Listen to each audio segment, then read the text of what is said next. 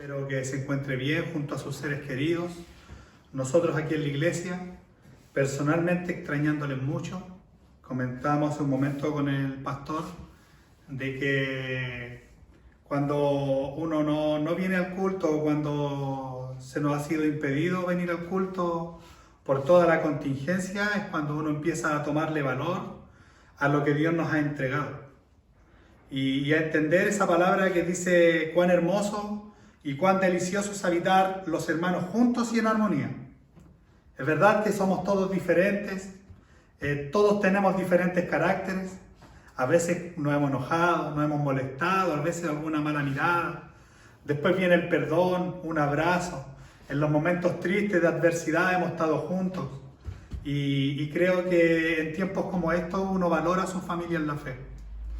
Empieza a valorar y saber cuán es importante usted personalmente para mí, para sus pastores, de que usted es una piedra preciosa no solamente para el Señor, sino para nosotros como sus hermanos. Le extrañamos mucho, hermano. Le extrañamos mucho, mucho, mucho. Es muy difícil no congregarse. A veces ahí uno como que se redarguye tu corazón en esos días en que no viniste, en esos días en que tú tenías la oportunidad de venir y no podías estar, no quisiste, o tal vez no quisiste estar, y hoy queriendo estar no podemos. Pero bien, vamos a ir a una palabra del Señor. Ayúdenos el Señor. La verdad es que creo que Dios está haciendo cosas maravillosas en las familias. Creo que Dios está uniendo a su iglesia. Lo comentábamos hace un momento también con el pastor, de que a pesar de que no estamos juntos, estamos todos en un mismo espíritu. Y esa es la idea, hermano. Cristo va a venir muy pronto y el Señor quiere preparar a su pueblo. Vamos a ir a una palabra, hermanos, que se encuentra en Eclesiastés, en el capítulo 9, en el versículo 11. Vamos a tomar referencia de varios versículos. Eclesiastés capítulo 9, versículo 11 en adelante dice así: Me volví y vi debajo del sol que ni es de los ligeros la carrera, ni la guerra de los fuertes, ni aun de los sabios el pan, ni de los prudentes las riquezas, ni de los elocuentes el favor, sino que tiempo y ocasión acontecen a todos. Porque el hombre tampoco conoce su tiempo, como los peces que son presos en la mala red, y como las aves que se enredan en el lazo, así son enlazados los hijos de los hombres en el tiempo malo, cuando cae de repente sobre ellos. También en Jeremías, en el capítulo 9, en el versículo 23, habla de la siguiente forma y dice: Así dijo Jehová, no se alabe el sabio en su sabiduría, ni en su valentía se alabe el valiente, ni el rico se alabe en sus riquezas, mas alábese en esto el que hubiere de alabarse, en entenderme y conocerme, que yo soy Jehová, que hago misericordia, juicio y justicia en la tierra, porque estas cosas quiero, dice Jehová.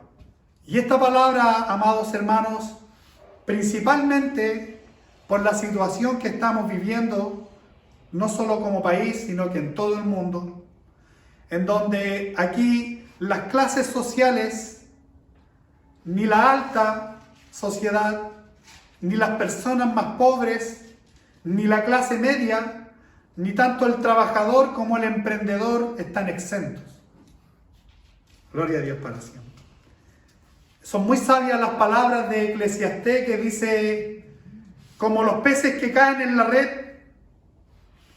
así sucede también con los hombres, porque se enredan en el lazo, y así pasa también en el tiempo malo, cuando cae de repente. Puede llegar un momento de catástrofe, puede llegar un tiempo de desolación, y aquí no queda nadie afuera. Quedan tanto justos como injustos. Quedan adentro de este lazo, de esta red, dentro de estas catástrofes, hombres que sirven a Dios, que aman al Señor, también hombres impíos que desprecian a Dios, y unos y otros están dentro de la misma red. Solamente, amados hermanos, que hay una gran diferencia, que aunque estas dos personas, tanto el que alaba a Dios como el que no sirve a Dios, estén en la misma red, la Biblia es clara en decir que nunca el Señor ha hecho juicio de la misma forma al impío como al que cree. Nunca Dios ha metido al mismo saco a aquel que ha conocido a Dios, aquel que ha reconocido a Jesucristo como su Salvador, como aquel que no le tiene en cuenta. Porque aquel que no tiene en cuenta al Señor, que no ha reconocido al Señor Jesucristo como su Salvador personal y vive para Él, aquel que está lejos de doblar sus rodillas delante de Dios, está a expensas de lo que pueda hacerle Satanás, el diablo. Mas los hijos de Dios, estando aún dentro de la misma red, dice la Biblia claramente que el que habita al abrigo del Altísimo morará bajo la sombra del Omnipotente. Estas situaciones la puede vivir un hombre que no cree como la más grande de las catástrofes. Sin embargo, un hijo de Dios lo puede vivir como las más grandes de las bendiciones. Hay algo, amados hermanos, que es una ley en la naturaleza que se llama la ley de la adversidad. Esta ley de la adversidad toma como ejemplo un árbol que crece en las selvas amazónicas y creciendo en un lugar donde tiene mucha agua, no necesita más que echar su raíz a más de un par de metros porque el agua está cerca. No necesita esforzarse demasiado este árbol para poder echar raíz, porque la provisión la tiene ahí mismo. Sin embargo, aquellos árboles que crecen en lugares inhóspitos, en donde el agua escasea, en donde el terreno es pedregoso, entonces los estudios indican que estos árboles echan hasta 9 metros en la profundidad de la tierra sus raíces para buscar agua con el cual alimentarse. Los tiempos adversos son muy buenos para el Hijo de Dios, para el que entiende que lo bueno y lo malo viene de parte del Señor. Hay un hombre que no era cristiano, que probablemente es el hombre más inteligente del mundo después de Einstein, que se llamaba Stephen Hawking, que era un astrofísico que tenía mucha inteligencia, y este hombre habla de lo que llama una existencia sin sentido. Y él declara que antes que se le declarase una enfermedad degenerativa que se llama esclerosis amiotrófica, el cual degeneraba todas las partes de su cuerpo y le habían dado alrededor de 2 años de vida, antes de eso él llevaba ese tipo de vida. Y dicen palabras textuales que él no tenía mayores expectativas y llevaba lo que se llama una vida o una existencia sin sentido. Decía, en ese tiempo bebía mucho y trabajaba muy poco. Sin embargo, cuando supe que estaba enfermo y que no me quedaban más que 2 años de vida, entonces de repente todo tomó sentido. Y llegó a la siguiente conclusión: cuando las expectativas del hombre se reducen a 0, entonces todo comienza a tomar valor.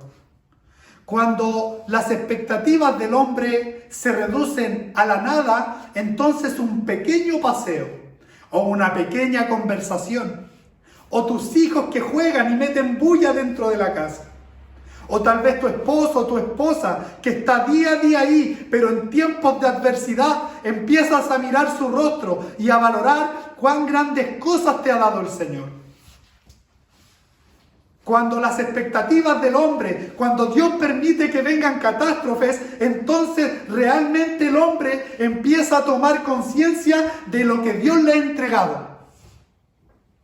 Muchos dicen una palabra, ¿cierto? Que nadie sabe lo que tiene hasta que lo pierde. Sin embargo, hay otros que dicen, sí, sí, todos saben lo que tienen, solamente que nunca piensan que lo van a perder. Gloria a Dios para siempre. Entonces, mis amados hermanos, ¿qué les digo yo? Hay una ley de la adversidad que Dios permite en la vida de los hombres. Los mejores momentos del hombre es cuando están en la adversidad más grande. En la antigua Alemania, para la Segunda Guerra Mundial, la adversidad en el pueblo alemán era mucha. Es verdad que ellos eran los que habían casi destruido al mundo, pero no deja de ser verdad que el sufrimiento de la guerra también ellos lo sufrieron. Para el año 1945, todos los hombres nacidos en el año 1922, que tenían alrededor de 22 y 23 años y eran hombres de guerra, el 80% de ellos había muerto. Estaban viviendo una gran crisis. Las bombas caían de los norteamericanos de día y de los británicos en la noche, eran bombardeados día y noche, día y noche. Sin embargo, la productividad no disminuyó, solamente un 20%. El 80% de la productividad se mantenía. La gente, a pesar de que las bombas caían, se levantaba cada mañana y salían a trabajar porque esperaban un futuro mejor. Hay un ejemplo muy bonito en la Biblia. Cuando el Señor castigó a su pueblo por su idolatría y los llevó deportados a Babilonia, estos hombres iban llorando, iban andando, pero decían, cuando el Señor nos hiciere volver de la cautividad, entonces seremos como los que sueñan. Nuestros labios se llenarán de risa, nuestra lengua de alabanza. Entonces dirán entre las naciones, grandes cosas ha hecho Jehová con nosotros, grandes cosas ha hecho Jehová con estos. Y dicen algo muy importante. Irán dando y llorando el que lleva la preciosa semilla, sin embargo volverá con sus gavillas contento. Ellos estaban mirando adelante, estaban viviendo un momento triste, habían sido deportados a una nación que no era la de ellos, habían sido llevados cautivos, había sido destruido el muro de Jerusalén, había sido quemado el templo, todo había sido hecho trizas. Sin embargo, ellos tenían una gran esperanza y es la misma esperanza que debe tener el Hijo de Dios. Gloria a Dios para siempre. Entonces, mis amados hermanos, nosotros debemos entender que la mayor adversidad ayuda al hombre a que se vuelva de todo corazón a Dios. Pero hay un gran problema en las sociedades occidentales, como lo es Chile, Estados Unidos, que muchas veces están viviendo un evangelio el cual se centra en el materialismo y en lo que puedan lograr sus fuerzas. Antes de que venga una gran catástrofe, antes de que nuestras expectativas se reduzcan a cero, entonces estamos pensando en el auto, en lo que no logré, en lo que hasta dónde quiero llegar, pero cuando sus expectativas se reducen a nada, cuando se acaban los trabajos, cuando no sabes si el día de mañana vas a tener el sustento, entonces todo empieza a cobrar sentido sobre tu vida. Empiezas a valorar tus hijos, empiezas a valorar a tu esposo, empiezas a mirar la despensa y a darle gloria al Señor por todo lo que el Señor te ha sustentado durante todos los años que le has servido. Pero el Señor, y para terminar, te dice claramente estas palabras. Aunque el mundo esté hecho un caos, yo te pido que tú mires los lirios del campo. O que también tú mires aquellos pajarillos que no trabajan, no cosechan, sin embargo, no les falta el pan, no les falta su alimento. Aquellos lirios del campo que ni aun Salomón se vistió como ellos. El Señor dice, ¿no hará mucho más con vosotros, hombres de poca fe? Es un gran peligro servirle al Señor en sociedades en donde el evangelio es muy fácil. Nadie quiere pagar un precio en este tiempo, pero el Señor te dice, ¿quieres pagarlo tú? Esa es la invitación de esta palabra. La ley de la adversidad también se refleja en el hombre. Dios te bendiga.